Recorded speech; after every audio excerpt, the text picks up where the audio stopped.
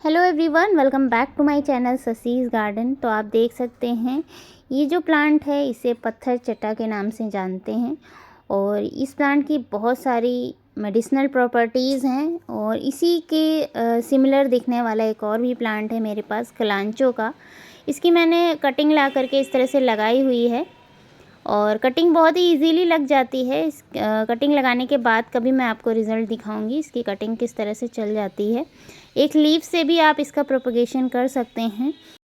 तो कुछ हद तक इसी की तरह दिखने वाला जो प्लांट है कलांचो का प्लांट, मैं आपके साथ पहले भी शेयर कर चुकी हूँ। उसकी भी पत्तियाँ कुछ हद तक इसी तरह से होती हैं। थोड़ी बहुत सिमिलैरिटीज़ भी हैं, इसमें भी फ्लावरिंग होती है, उसमें भी फ्लावरिंग होती है और ये भी कटिंग से ग्रो हो जाता है। कलांचो का प्लांट भी कटिंग से बहुत ही इजीली ग्रो हो जाता है। इसकी भी आप एक लीफ से प्रोपगेशन कर सकते हैं, उसी तरह आप कलांचो को भी लीफ से ही प्रोपगेट कर सकते हैं।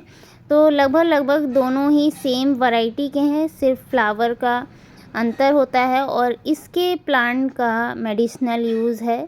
कलांचो का मुझे नहीं पता है, कलांचो के प्लांट की लीफ का मेडिसिनल यूज़ है या नहीं, इसकी कोई मेडिसिनल प्रॉपर्टी है या नहीं। अगर है तो आप मुझे कमेंट सेक्शन में ज़रूर बताइएगा।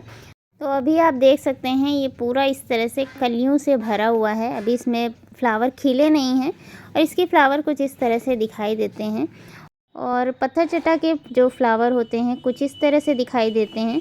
तो दोनों में कुछ इस तरह से डिफरेंसेस होते हैं फ्लावर में।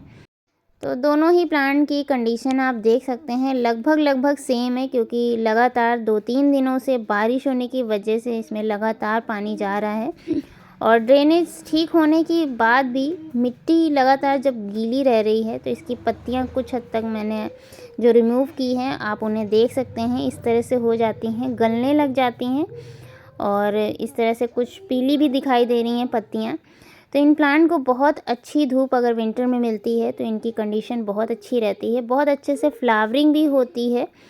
तो आज मैं पत्थर चट्टा के प्लांट की जो पत्तियां आप देख सकते हैं हल्की हल्की सी पीली पड़ी हुई हैं, उन्हें मैं आज कट कर दूंगी।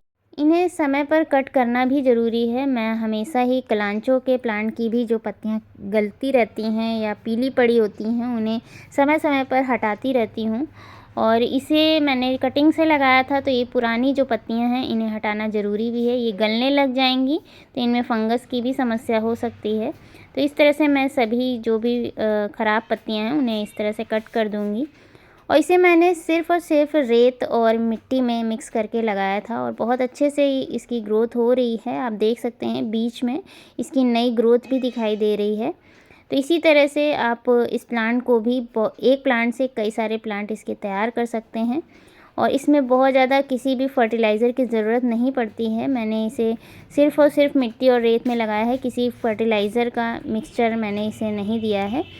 तो अभी तो मैंने इसे 5 इंच के प्लांटर में ही लगा रखा है। जो जैसे जैसे इसकी ग्रोथ अच्छी होगी मैं इसे बड़े प्लांटर में शिफ्ट कर दूंगी, क्योंकि ये प्लांट बहुत ही तेज़ी से फैलते हैं। ज़मीन में अगर आप इन्हें लगा देंगे तो ये पूरे ही सरफेस एरिया को कवर कर लेते हैं और बहुत अच्छे से इनकी ग्रोथ होती है ज़मीन में।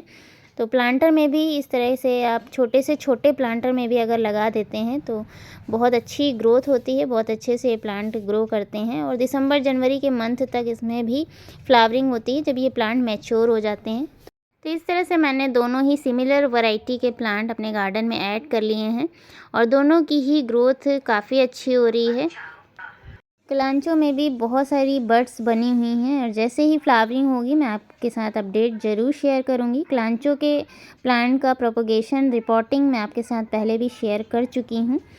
कलांचो में जो फ्लावर होते हैं उसमें आपको कई सारी वैरायटीज़ मिल जाएंगे। नर्सरीज़ में इसके बहुत सारे अलग अलग वैरायटी के प्लांट आपको मिल जाएंगे। डबल पेटल, सिंगल पेटल दोनों ही तरह के इसमें फ्लावर खिलते हैं। इसी के साथ मैं आपको दिखा देती हूँ स्ट्रॉबेरी के प्लांट में किस तरह से ग्रोथ हो रही है। तो आप देख सकते हैं स्ट्रॉबेरी का प्लांट मेरा लग गया है और इसमें जो स्ट्रॉबेरीज़ पहले से ही लगी थी ये जल्द ही हार्वेस्टिंग के लिए भी तैयार हो जाएंगी। नए नए इसमें फ्लावर भी निकल रहे हैं और पुराने जो फ्लावर थे उसमें से स्ट्रॉबेरीज़ बनना स्टार्ट हो गई हैं।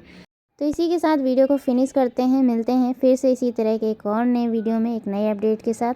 तब तक के लिए thank you so much for watching.